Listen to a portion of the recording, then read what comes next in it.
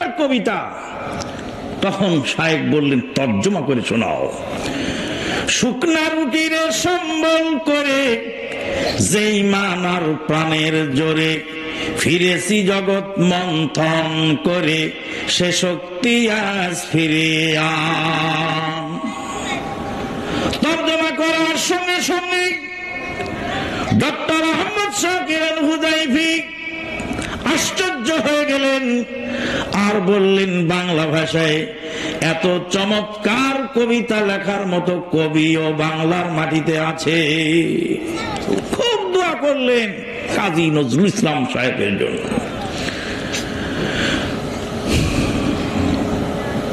ঘুমায় কাজা করেছ ফজর, তখনও জাগনি যখন জহর, হেলাই খেলাই কেটেছে আসর, মাগের বেরোই শুনিয়া যান। আল্লাহর নবী মেরাজের রাত্রিতে জাহান্নাম পরিদর্শন করতে গেলেন, জাহান্নামীদের শাস্তি দেখতেছিলেন।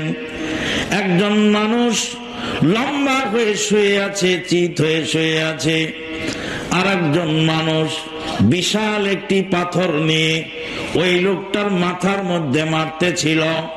মারার সঙ্গে সঙ্গে মাথা ভেঙে চূর্ণ হয়ে গেল, মাথার মগজগুলি ছিটকে চলে গেল চতুর্দিকে, পাথরটা দৌড়িয়ে চলে গেল অনেক দূরে। ওই লোকটি পাথরটি আবার আনার জন্য গেল, পাথর টানতে আনতে মাথাটা ঠিক হয়ে গেল, মাথা আগের মতোই আবার জোড়া লেগে গেল, আবার পাথর ছুঁড়ে মারল। এইভাবে প্রতি মুহূর্তে সেই জাহান্নামের মধ্যে এরকম শাস্তি হচ্ছিল।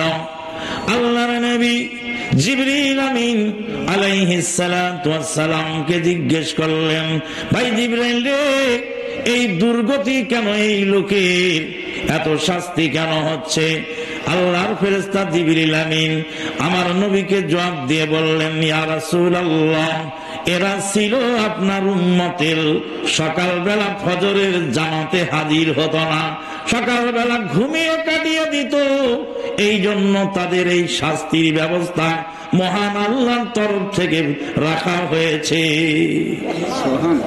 কি কথা! মাথা চূর্ণ করে দেওয়া হচ্ছে বারংবার। কেন?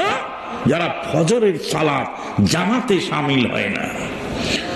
আল্লাহ নবী সাল্লাল্লাহু আলাইহি ওয়াসাল্লাম বললেন, ফাইন্না শাইতানা বালা ফি উযনিহি, যারা ফজরের জামাতে আসে না, শয়তান তাদের কানে পেশাব করে। মাম্মা, যারা তো স্টোরিতে